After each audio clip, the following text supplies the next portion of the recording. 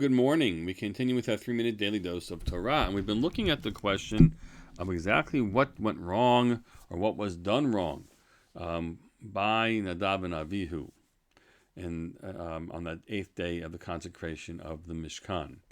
I want to note here that really almost all the approaches to explaining the events are very much built into one word or another in the text, either in the actual story itself, somewhat cryptic, but right as we looked at the strange fire, bringing the Ketoret, putting the fire in first, fire from heaven, should they have been there and all in that space, right? So those are all hinted at or described and by these psukim or the verses in Acharei Mot, which tell you that you can't go into the Mishkan, into the Holy of Holies whenever you want. So that becomes the basis for that other opinion.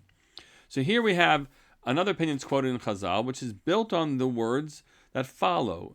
The pasuk Chet and Tet, God speaks to Aaron. God speaks to Aaron directly, not with Moshe even, and he says, "Yain meshechar al teish ata uvanecha itcha bevoachem el moed velo tamutu chukat olam dorotechem."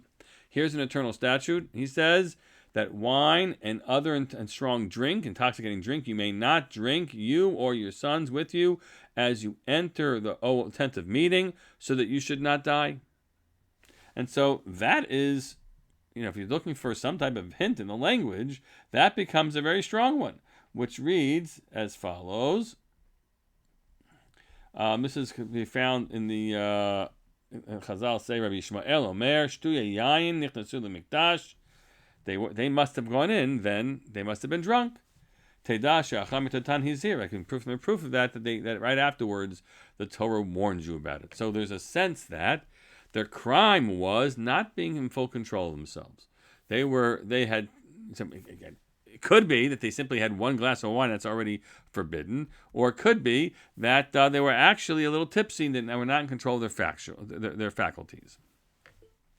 Shifting, you have a position that's presented by Rashi, which sort of looks at the whole picture and says the following: Eliezer Omer, Lo metu b'nei Aaron ela al shahoru halacha bifnei Moshe Rabban.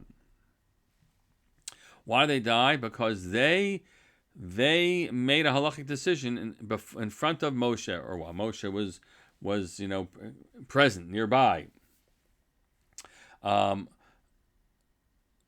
Because it says, going back to the question of the fire, right? That Moshe said,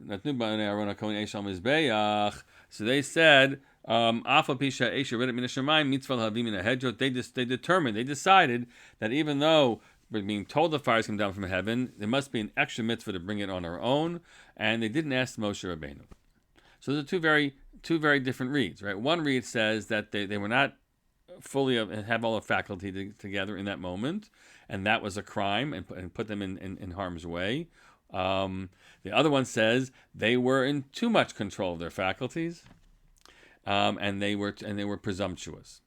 Tomorrow, our final session will talk about how this teaching goes even further in a way which is especially troubling, one that we should always be mindful of nonetheless. Wishing you all a good day.